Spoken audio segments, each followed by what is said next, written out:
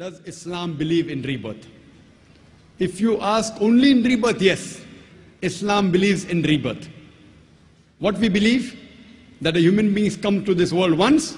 The Quran says that we give you life and you come on this earth. Then we cause you to die and then we resurrect you again in the next life. This is exactly what is mentioned in the Vedas. If you read Rig Veda, book number 10, it speaks about Punarjanam. Punar means next, Janam means life. So the Veda speaks about Punarjanam, about the next life. But unfortunately, most of the Hindus, they misunderstand the meaning of Punarjanam. Punar means next, Janam means life. We believe in the next life. You say Punarjanam, you say rebirth, we have no problem. But most of the Hindus, they believe in a philosophy known as samsara. It's a Sanskrit word, samsara, which means birth, death, birth, death. A cycle of reincarnation. A cycle of birth, death, birth, death, birth, death.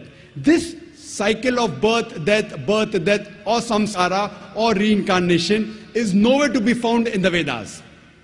What they quote is a verse of Bhagavad Gita, chapter number 2, verse number 22, which says that like a human being takes off the old clothes and puts on new clothes, same way the soul throws away the old body and puts on the new body.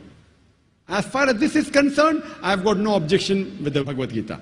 It's further mentioned even in the Upanishads that like a caterpillar walks up a grass of blade, it jumps onto the new grass, I have got no problem.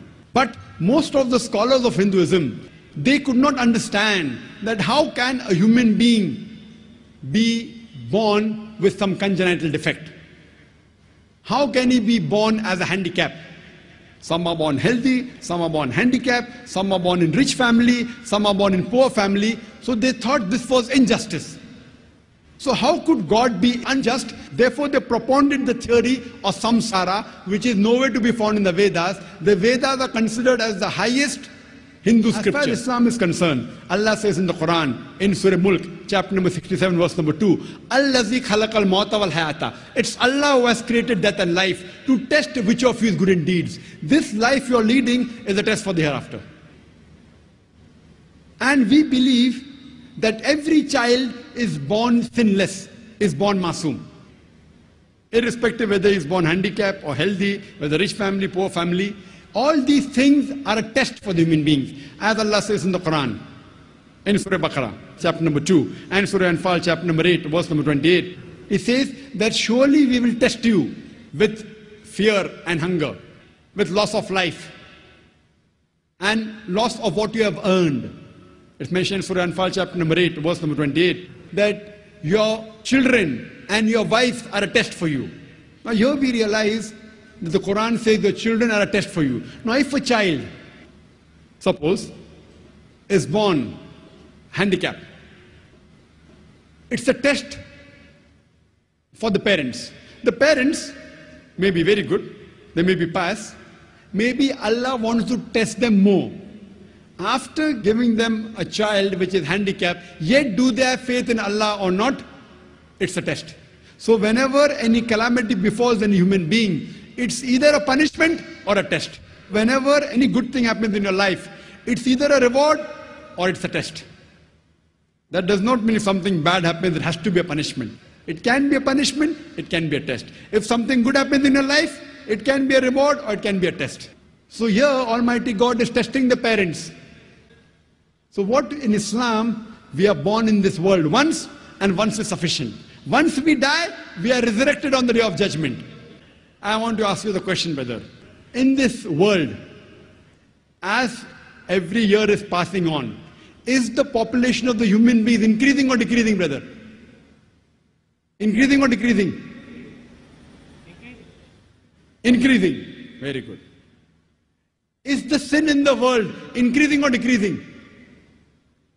I can't hear you. Increasing or decreasing? Increasing, sir. Sorry? Increasing. Increasing. Human beings are increasing and even sin is increasing. If I agree with the philosophy of Hindu scholars, more the sin increases, the population of human beings should decrease. So therefore, I believe in going to the higher scriptures, Vedas. When I talk, which I had given the talk earlier in Chennai, during the first peace conference, that was in 2004, similarities between Islam and Hinduism. And there I showed and compared that even in Veda it speaks about one God, no idol worship, and everything. So what is common between the scriptures we follow? So this, the cycle of samsara, birth, death, is nowhere to be found in the Vedas. It's the philosophy of the Hindu scholars to justify, because they could not justify why human beings are born poor or healthy, which I've given you the answer.